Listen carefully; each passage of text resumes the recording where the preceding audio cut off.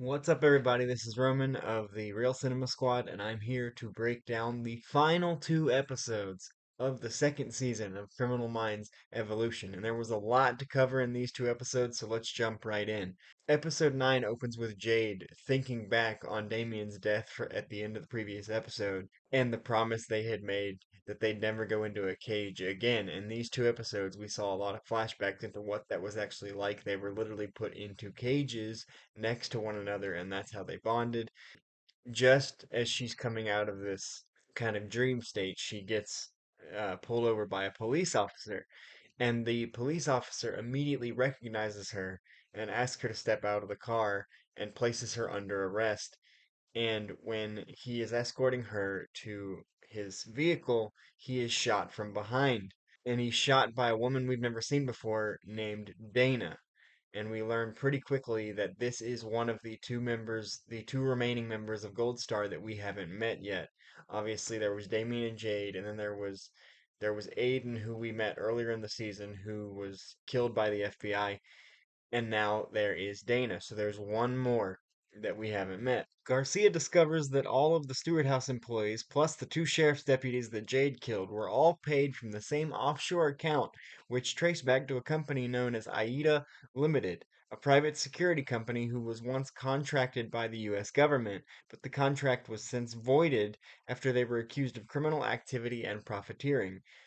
AIDA Limited was run by a man named Frank Church, and Luke Alves revealed that AIDA were basically guns for hire, mercenaries, and that basically those were the same mercenaries that were part of the strike team that was sent after the five members of Gold Star. Cut back to Jade and Dana. They followed GPS coordinates given to them by Voight's lawyer in that case that he gave to Jade, and discover a bunker containing a wall full of information about each member of the BAU.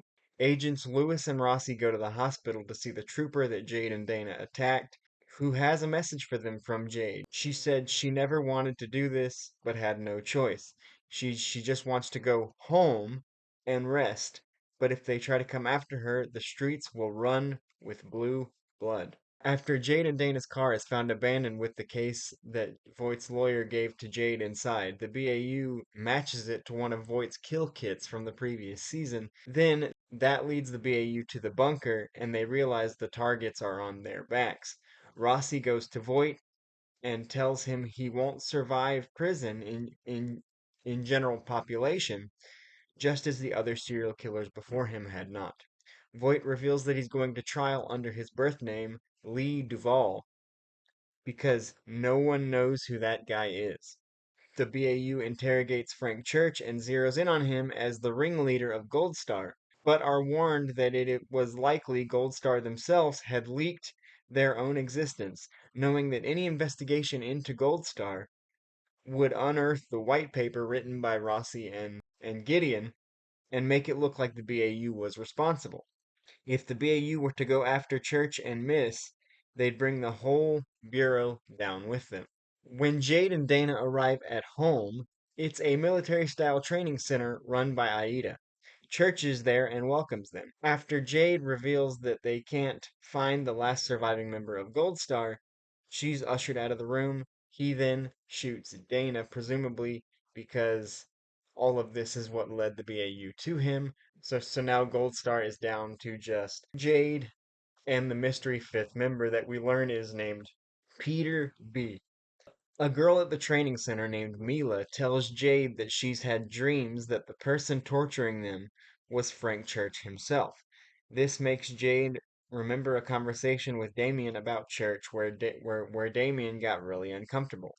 Suddenly suspicious, Jade sneaks around and sees another kid being blindfolded and wheeled away, seemingly confirming Mila's dream as the truth. Just then she's tased and wakes up blindfolded and chained. Church is standing over her. So this confirms that Church was, while also the start of Gold Star, was the one contracting people to take Gold Star out because he had seen it as a failure and he's never going to admit failure. So instead, he's trying to start over. The episode ends with Jade escaping, loading up in the armory, and telling Mila to lead everyone out. The BAU arrives but are initially turned away. Church is informed that everyone is gone and the BAU is there. He grabs a gun. Rossi and Prentice storm onto the property and into the office. Jade rigs one of the training buildings to blow and stations herself inside. The final shot is of Jade pressing the detonator. So at the end of episode 9, it looks as though Jade is going to sacrifice herself to get the rest of Aida out of there. Maybe she's turned a corner, as it looked like Damien had turned a corner towards the end of episode 8 before he was shot by Jade. We don't know until we get to episode 10. At the beginning of episode 10, the blast goes off, but Jade escapes. Rossi is buried under debris, but Agent Lewis pulls him out. Lewis tells Rossi that Jade, Frank Church, and Prentice are all MIA. Cut to Prentice and Church are bound and tied up. Jade appears and executes Church. She says, Frank Church, how do you plead to these charges? And he doesn't say anything to help himself. She says guilty, does the deed. Jade then points the gun at Emily and asks how she pleads. Emily asks what the charges are. Jade, at this point, is revealed to be wearing an earpiece, and the voice in her ear says that they'll put Emily on trial and show her her case. So, just by hearing that voice, we're kind of led to assume that that voice belongs to the fifth and final member of Gold Star. Surveillance footage shows the BAU that Jade and someone else went out of their way to kidnap Prentice after the explosion. Someone else, the final member of Gold Star, Peter B. As I just mentioned, Rossi realizes that Prentice is just as important to the case as Church, and it's been about her all along. Rossi visits Voight in his now minimum security prison, which was part of the deal that director of the FBI, Ray Madison, played by the incomparable Clark Gregg, made for him, that he'd go into a minimum security prison.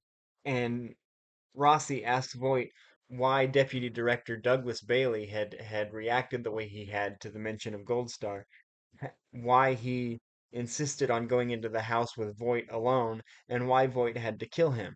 This is when Rossi realizes that it's because Voight knew who the final member of Gold Star was all along, and that Peter B was Peter Bailey, Deputy Director Douglas Bailey's younger brother. And Peter Bailey holds Agent Prentice responsible for what Voight did to his brother.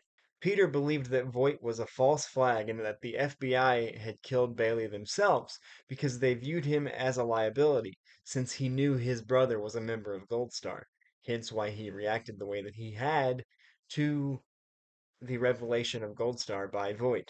Voight's lawyer comes to the team and says Voight will give them information about Emily's location in exchange for release into Gen Pop.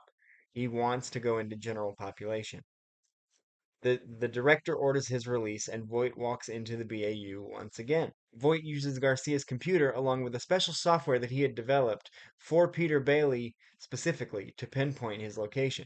Peter had believed that some of the videos his brother had sent to him were being intercepted and deepfaked, so Voight's software was designed to find the location of footage where deepfaking was being used. The team locates Peter, Jade, and Prentice, but this is what Peter and Jade were counting on, and they rigged the place to blow. The team arrives, and just before they breach the door, triggering the explosion, Alves intervenes, suspicious of just that. Garcia hacks an internal security cam, sees a projector in the room, and displays Voight's confession of Douglas's death for Peter. Peter tells Jade to stand down, saying that he's willing to die, but he's not willing to die for a lie. Peter and Jade surrender and are taken into custody. In the second to last scene of the season, the team gathers together to celebrate the end of the case.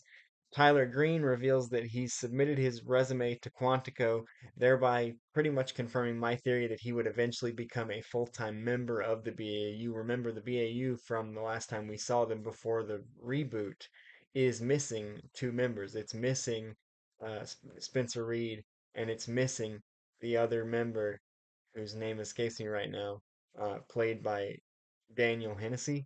So they are two members down because those two members are revealed to still be working there, but they're on sabbatical at the time. So this seems to confirm that he will be a full-time member of the BAU. But despite the festivities, it's Tyler Green himself that finds himself still thinking about Voight and thinking that it was weird that he wanted to be released into Gen Pop, based on what Rossi had threatened him with earlier.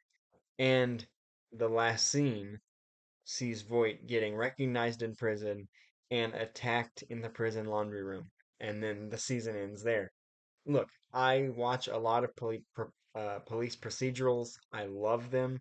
It's probably no surprise given that I've covered this season from start to finish for our channel. So my theory here is that Voight wanted to go into general population on purpose, knowing that this would happen to him, forcing him into the prison infirmary, which is where he wants to be because of all of the procedurals that I've seen and all of the shows like this that I've seen. This happens frequently because once you're in the infirmary, it's easier to escape.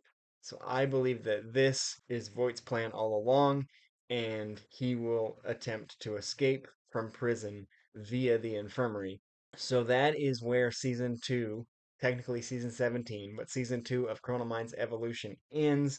I think season 2 far outpaces and outdoes season 1, and I cannot wait for season 3. Hopefully, we'll get to see Spencer Reed and possibly Derek Morgan return. I will never stop beating that drum. I think those two need to come back. I hope that we see Tyler Green become a permanent member of the team, and I cannot wait to see what happens next.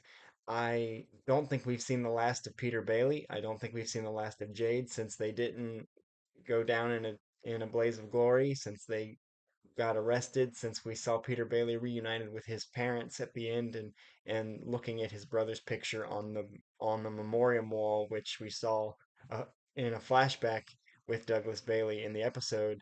Peter warned him, don't end up on that wall. So he's looking at him on the wall. He's reunited with his parents. It's a nice moment. I don't know that we've seen the last of Peter Bailey. I hope not, and I hope that he rehabilitates. And I cannot wait to see what's in store for season 3. Until then, I am Roman Gennaro of the Real Cinema Squad. Let us know in the comments what you thought of Criminal Minds Evolution season 2 and what else you want us to cover on the channel, and we'll do our best to get to it. Until the next one, see you around.